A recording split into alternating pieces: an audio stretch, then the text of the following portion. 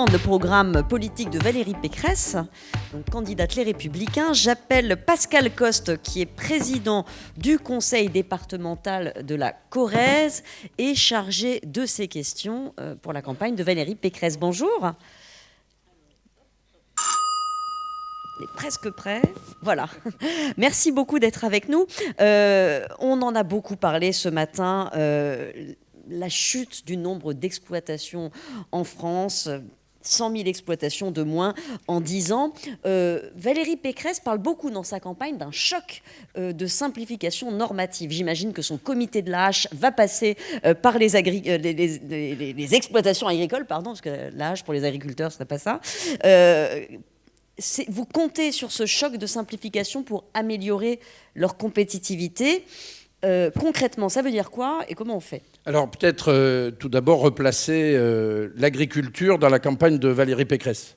Valérie Pécresse considère que ce n'est pas qu'un sujet sectoriel, c'est un sujet, un projet de société où on replace la sécurité alimentaire et l'autonomie alimentaire au cœur des problématiques des Français. On a manqué de médicaments, on manque de beaucoup de facteurs de production aujourd'hui, on peut manquer de nourriture demain. Et donc ce modèle d'agriculture ou cette volonté d'indépendance de la France et de l'Europe en matière agricole passe par l'arrêt de la décroissance qui est celle de l'agriculture française aujourd'hui. Mais on y reviendra peut-être tout à l'heure. Et donc, un des éléments qui peut contribuer à avoir du revenu et donc permettre l'installation de jeunes agriculteurs. On pourra aussi peut-être en parler parce qu'on n'en a pas beaucoup entendu parler. Et Valérie Pécresse a fait beaucoup de propositions en la matière. Mais oui, si, on en parle justement. Voilà, passe par la simplification administrative. Et il nous faut un choc de simplification qui permette de faire en sorte qu'on arrête de faire la course en sac quand tous les autres pays de l'Union européenne sont plus performants que nous, l'Allemagne, les Pays-Bas et bien d'autres, et tous les autres pays, des pays tiers aussi. Et donc ce choc de simplification, c'est une cellule, c'est une méthode aussi. C'est-à-dire que c'est une cellule à l'Élysée, au plus haut niveau, qui est composée certes de quelques fonctionnaires, mais aussi de monsieur tout le monde. Mais vous avez quelques exemples concernant l'agriculture je vais y venir. Et qui passe, pas que les surtranspositions à venir, mais qui passe aussi tout le stock, qui passe aussi tous les éléments français de complexification administrative, en discussion avec l'ensemble des filières et l'ensemble des organisations, bien entendu, et qui permet de revoir toute cette dérive normatique qu'il y a pu y avoir en matière notamment d'agriculture. Mais c'est valable pour d'autres secteurs économiques. J'entends bien, mais est-ce que ça veut dire que vous allez revenir sur certaines décisions qui ont été prises ? Mais est-ce que vous pourriez être spécifique ? Je vais vous prendre un exemple. Oui, un exemple sur les nitrates, par exemple. Bon, sur les nitrates, la règle, c'est 50 ppm et 40 lorsque on est dans des conditions de zones vulnérables et autres. La France a imposé sur la circulaire, sur le décret de 2015, 18 mg. Voilà. Donc on revient. Eh bien, on revient à la norme européenne. Et on a financé des mises aux normes. Dans un certain nombre d'élevages où on a couvert des plateformes, on a fait faire des investissements complètement improductifs et qui mettent un fil à la patte à des agriculteurs qui demain, et qui n'ont pas de revenus, je rappelle que le revenu des éleveurs est autour de 8 000 €, et donc qui font en sorte que... je vous prends un autre exemple sur la biodiversité. Et sur les produits phyto dont parlait Sylvain Bédel. Sur la biodiversité, on est exactement sur le même sujet.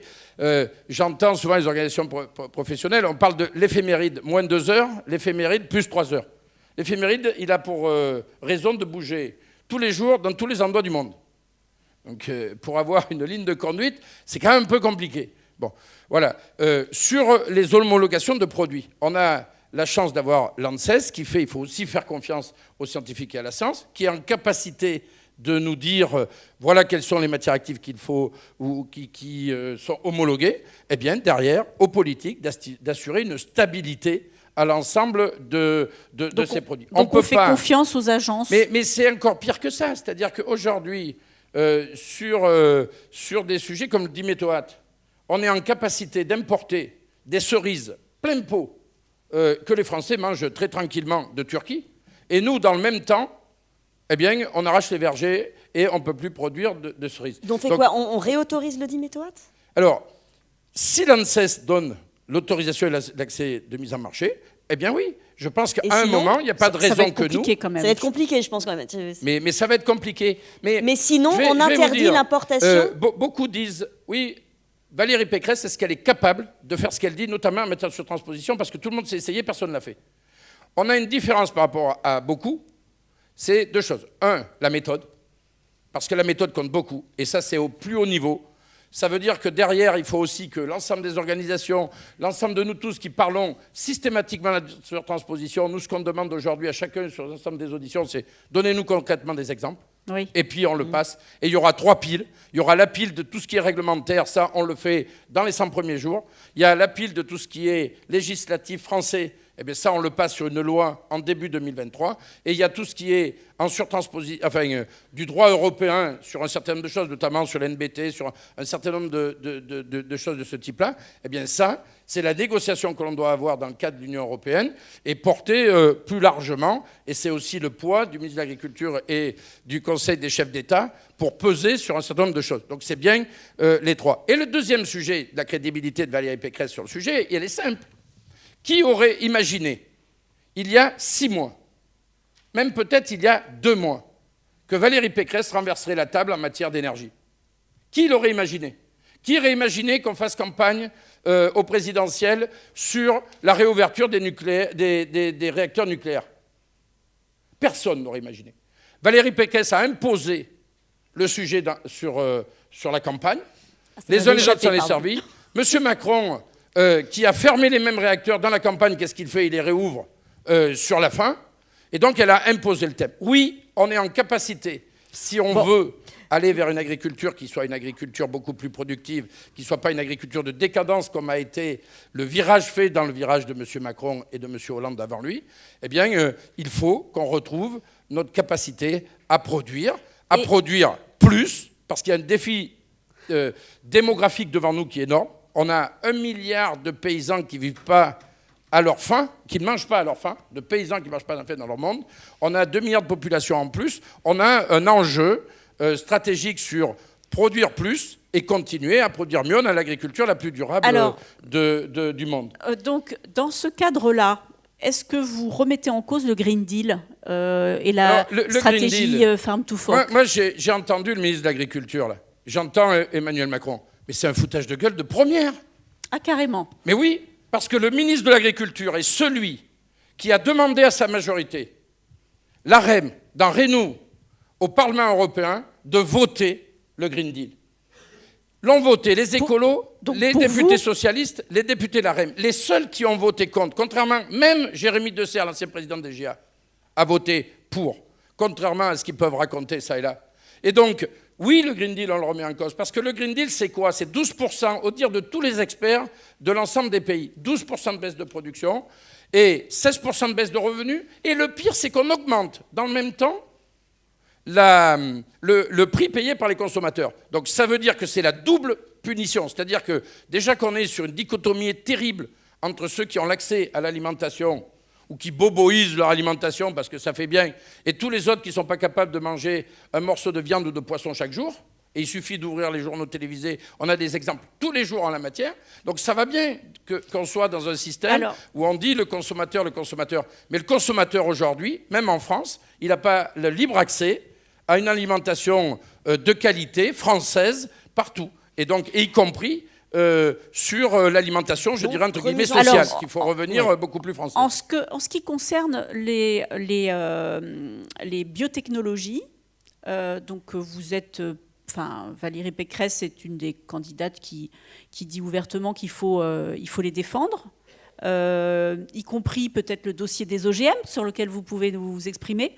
Voilà. Est-ce que au niveau, est-ce que ça c'est vraiment une décision non pas nationale mais européenne? Alors comment on agit? Si vous voulez, il n'y a pas de politique européenne sans volonté des États-nations. Et certes, donc ça veut dire si on est tout seul... si la France... Oui, d'accord, si on est tout seul. Oui. Mais le boulot d'un chef d'État et de ses ministres, c'est aussi de porter une voix forte de la France. Donc ça veut dire déjà de retrouver la place de la France sur la scène internationale, de faire en sorte qu'à la DG6 aussi, on retrouve un Français à la tête de cette grande direction de l'Union européenne, et qu'on fasse en sorte aussi, dans chacun de nos partis, d'avoir aussi quelques spécialistes de l'agriculture qui puissent aller porter un certain nombre de débats forts. En ce moment, il y a le rapport Becca qui est en train d'être discuté, les amendements vont être votés ce soir et demain sur la viticulture, où on remet en cause l'art à la française et à l'européenne de consommer, de boire un petit coup de vin et de... Donc sur les NBT, vous les défendez Oui, et donc là on a l'exemple concret que le PPE va se battre pour justement qu'on n'ait pas ces amendements qui vont directement à la suppression de la vigne. Mais là sur les NBT, c'est exactement la même chose. C'est-à-dire qu'il faut qu'on soit en capacité de défendre ce principe d'innovation. Parce qu'on a parlé du choc de simplification, Valérie croit beaucoup au choc d'innovation. Donc cette innovation, elle passe par des améliorations variétales, dont la transgénèse sur un certain nombre de sujets qui permet effectivement de consommer moins d'intrants, d'être beaucoup plus résilient vis-à-vis du climat, ainsi de suite, ainsi de suite. Donc ça fait partie des sujets. C'est pas que. J'étais hier dans le Loiret sur une exploitation d'agriculture de précision. On est capable aujourd'hui, avec la technologie, de faire en sorte qu'on ait des endroits où on ne met pas zéro engrais, zéro phyto, parce que la masse, soit il n'y a pas suffisamment de biomasse, soit il y en a trop, et donc on adapte en fonction des sols, de la référence et compagnie, eh bien, la dose et la pratique, pour aller justement vers une pratique respectueuse, mais qui permet de produire beaucoup plus. Et le dernier point, Valérie, au-delà de l'investissement, de l'innovation qu'elle défend bien entendu, c'est réorienter aussi l'INRA sur les politiques que l'on souhaite. L'INRAE ne doit pas être une tête, doit pas décider toute seule. Elle doit aussi s'orienter pour aller poursuivre vers beaucoup plus de politiques de recherche appliquée au plus près du terrain et en lien encore plus avec les filières et ce projet de croissance de l'agriculture avec le produire mieux en même temps. Et donc, le dernier sujet, c'est ce sujet de choc d'investissement. Il faut qu'on soit en capacité de mettre plus d'argent à la fois sur l'adaptation auprès des exploitations sur les fermes, la modernisation, mais aussi sur les filières. Alors, ce que fait Xavier Bertrand sur le canal Seine-Nord, par exemple, c'est des équipements qui sont à moyen et à long terme. Il nous faut être capable de faire des zones franches où on peut avoir une autorisation large d'installation très rapide d'une industrie agroalimentaire. On peut avoir des points stratégiques en France sur lesquels on crée ces zones-là, sur lesquels, avec les collectivités, on a une autorisation large qui permet d'installer instantanément, lorsqu'on a une opportunité, une entreprise agroalimentaire et d'évoluer vers une politique de filière. Je vais vous demander, vous avez ici le compteur qui s'affiche pour vous aussi, des petites réponses rapides, mais pour investir justement, il faut créer de la valeur. Pour Egalim, vous gardez, vous allez plus Egalim, loin. il faut être clair. La méthode de Valérie Pécresse, c'est de faire confiance, contrairement à ce qu'a fait Emmanuel Macron pendant tout ce mandat, au moins jusqu'au Covid. Ça marche pas. Je réponds. C'est faire confiance aussi au corps intermédiaire. Donc nous, on ne flingue pas Egalim pour le flinguer. Pourquoi ? Parce qu'il y a un syndicalisme qui est courageux, qui risque d'ailleurs, parce que ça c'est la méthode Macron, de porter la responsabilité au final que si ça ne marche pas. Mais c'est le pot de fer contre le pot de terre. Donc la répartition de la valeur dans l'ensemble de la filière, oui, les organisations syndicales, oui, la politique de filière, oui, la coopération aussi a sa place pour travailler sur la répartition. Donc, on ne croit pas beaucoup à Egalim parce qu'on ne décrète pas les prix et on ne décrète pas par la loi, et le ministre Macron de l'économie, qui était Macron, doit le savoir, mais il faut tenter le coup, mais surtout, derrière, le choc de simplification, le choc d'investissement, et surtout renouer avec une agriculture qui est tout sauf celle du Green Deal.